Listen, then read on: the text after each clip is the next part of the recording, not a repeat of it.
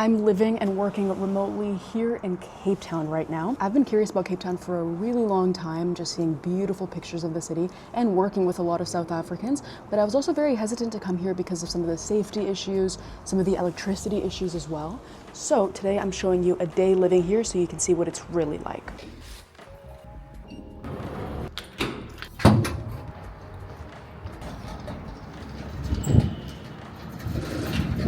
This gym is only 650 Rand per month, which is pretty solid compared to Virgin Active, which quoted me over 2,000. Also, way less busy than Virgin Active, so I definitely recommend going with an independent gym in Cape Town.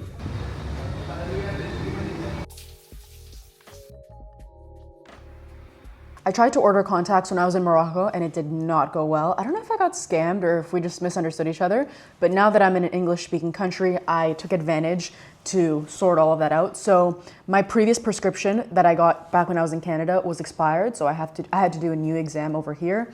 So I did that last week. They texted me to let me know that the contacts are ready for pickup. So let's go pick them up now. Also, if you're curious, the eye exam, if you're curious about prices, the eye exam was 520 Rand. I find it generally pretty safe to walk around Cape Town during the day. It depends where you are though, for sure. Like there are certain areas where you don't want to be walking. I live in gardens though, so I find it generally, as I said, pretty safe. I did get followed once, but that was a little bit closer to the city center. As long as you're careful, I think it's okay during the daytime, depending on where you live. So you can feel that out yourself. Picking up my contacts only took a couple minutes, but my cell phone plan finished today and I got telecom. It was awful, just terrible. So instead of topping up, I'm just going to get an entirely different plan with another carrier. You can always do an eSIM, but I typically like to get a local number if I'm in a country for more than a month so I can call locally. There's this restaurant that supposedly has healthy food in the mall and some space to work, so I think I'll stick around here to do a little bit of editing.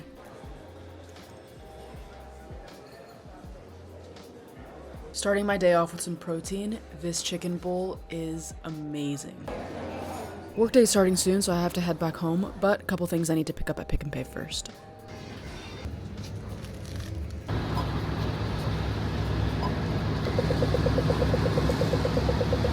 Workday here in Cape Town starts around 3:34, so I'm just starting to set up my workspace over here so that I'm all good to go for a presentation. That's actually the first thing I have to do today. This is basically my work setup over here. I've got this light, which is great for the video calls. Of course, got a mic for the video calls too.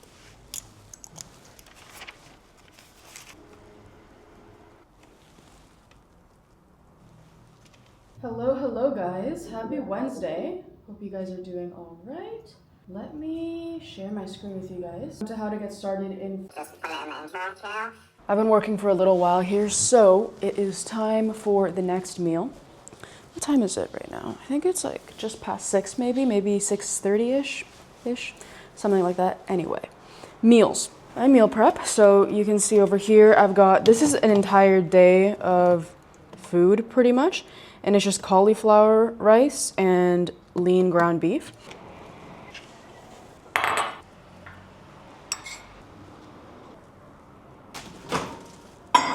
Three minutes, 30 seconds should do it. While that heats up in the microwave, I'm also gonna put together my vegetable bowl. Also, you can see this really bad tan, in case you're wondering. It's not even a tan, it's a burn. I was wearing long sleeves and my hands got burned basically, so that's what you're seeing there. My face also looks a bit burnt, especially my nose. Anyway, that's not the point. So after that food in the microwave is done, I'll pop this in for a good 9 minutes. And yeah, that's pretty much meal number 2 of the day. A little too hot for my gentle hands. Some people call this dog food, like ground beef with cauliflower rice is dog food. I've heard multiple people say that. I really like it. Meal done. As you can see, they shrunk a little bit. Anyway, I'm gonna eat this, do work for another hour or so, and then I want to go for a walk before the sun sets, because I think I said before, actually I might have not said it, but it's definitely not safe to walk around at night. I have walked around a little bit, really close to the building, and felt very unsafe the 2 times that I went out, so I would not walk around alone at night. Definitely take an Uber, but I'm going out just to go for a walk, not to get somewhere, so that's why I want to go on that walk before the sun sets. So I'll see you in an hour. I always take, I have two phones. I take the old one as, I guess if someone tries to rob me and ask for my phone, I have that one to give.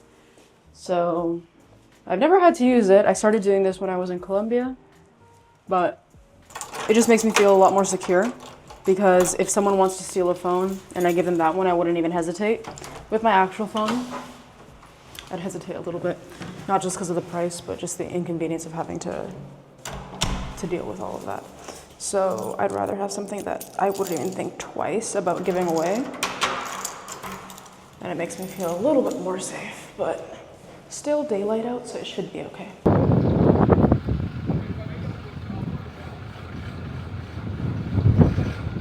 Unfortunately, I wasn't able to get to I don't even remember, I think it was a castle we were going to.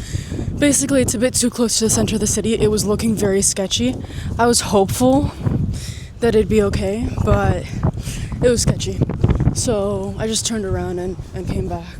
That's kind of what happens. I like to explore new parts of the city, but that's my favorite part really of exploring a city. It's not really the touristy stuff or the main sites, it's just walking around exploring different areas.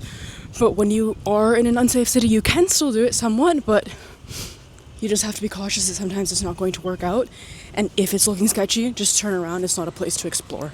And that was unfortunately the situation today. It was super unpleasant. It was like cold and windy, not even cold. It was windy to the point where it hurt my head. I don't know how to explain that, but it was just very uncomfortable. I also wasn't able to get to my destination.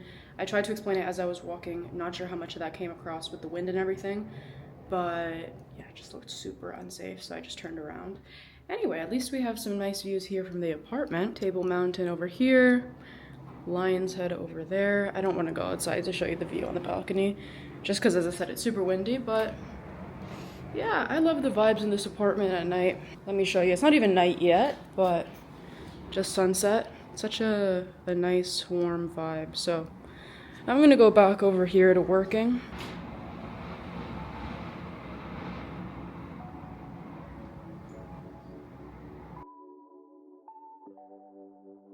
I love how they light up I don't know if you can see, but they light up the mountain at night.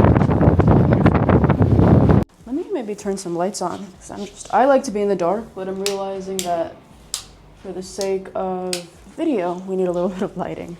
Don't need this. I could probably go without, but just for the protein, I'm gonna have it because I'm gonna cut and I don't want to lose muscle. So, need to hit the minimum protein at least. It's just past 9. I work until 12, which is 5 p.m. EST when you convert the hours. So I still have quite a bit left to go in the day, still a good 3 hours. But I like this time of evening when it's like nice and dark. I like working in the dark here with the red lights and everything. It's a vibe. So I'm gonna continue on with work and have dinner.